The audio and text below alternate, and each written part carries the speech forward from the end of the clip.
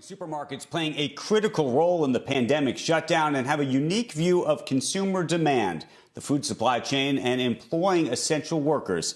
Ahold is one of the world's largest food retailers with U.S. brands like Food Lion, Giant, and Stop & Shop, where I shop. And its CEO, Frans Muller, joins us this morning on the Squawk Newsline. Good morning to you. Very good morning to you as well. Hey, thanks for joining us. Just first, I want to start the conversation as a consumer, which is to say, in terms of getting products to people, getting food, the supply chain, what have the challenges been like, and how secure are you in the supply chain as it stands right now in the United States? Yeah, I think the good news is that there is all over in the U.S. enough food in general, so we don't have to worry about this. But of course, the enormous spike in demand created quite some shock into the system.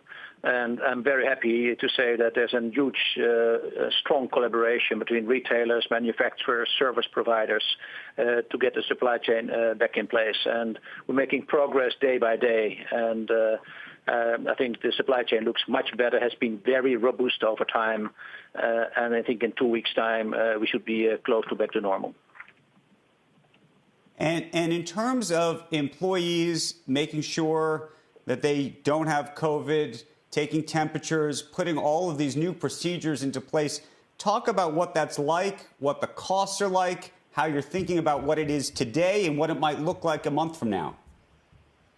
Yeah, I think it's clear that the health and safety of our associates and customers has been and will stay the highest priority for us. And without this, given COVID, nothing else matters in itself. And I'm very, very impressed by what our people at the Frontline do, our associates, in this time of great need.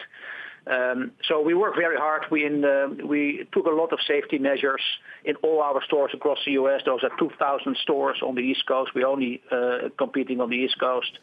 And we did a lot of things like the plexiglass screens at the checkouts, PPE for associates, face shields, face masks, social distancing, of course, and we see much more discipline now in all the stores, so we keep each other safer. And we took, of course, quite some measures in hiring security staff and making sure that we have special hours for seniors to shop and these type of things. So we see a very strong discipline in our stores to keep each other safe, and that is very important for us. The other thing is, of course, that looking forward, as you just mentioned, I think supply chain will come back into place, but we will see that customer behavior might look different, and I think that whole effect of social distancing, the feel of social distancing, will stay with us a little bit longer, even after opening of the various markets. Do you anticipate testing your employees in the future? Do you anticipate changing the technology with which consumers use to pay? For example, the idea that we're going to use one of these keypads anymore. I've seen people put plastic up and other things on top of them.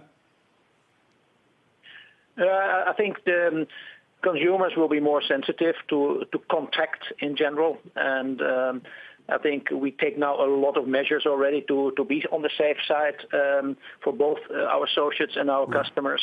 But I think we will see more sensitivity there, and that's why we also invest in these kind of things. In the pay pads, like you mentioned, we clean them on a very regular basis. I think the distancing will keep us a little bit longer busy. So yeah, I think it will have an effect long term. Frans, do you think that this pandemic is going to change your view of pay and your relationship with those frontline workers? And I have to tell you, the people that are at the checkout counter working day after day are heroes to me. And every time I go into a Stop & Shop, I thank them. And yet, as you know, you were in a terrible labor battle with your employees at Stop & Shop just last year over pay. Now, you reached a settlement ultimately, but do you think ultimately you're going to start to pay your people a lot more, given how clear and how essential we have all, I think, become appreciate what they're doing in a way that maybe you didn't a year ago or before? Yeah, we have already for a long time a very clear policy in our company that we pay our people, of course, well, and not only in line with market and not only wages, but also pensions, health and benefits, and these kind of things. And I think we have very strong packages across the whole East Coast. The other thing is, of course, that we announced last week that we spent $180 million to meet associate, customer, and community needs.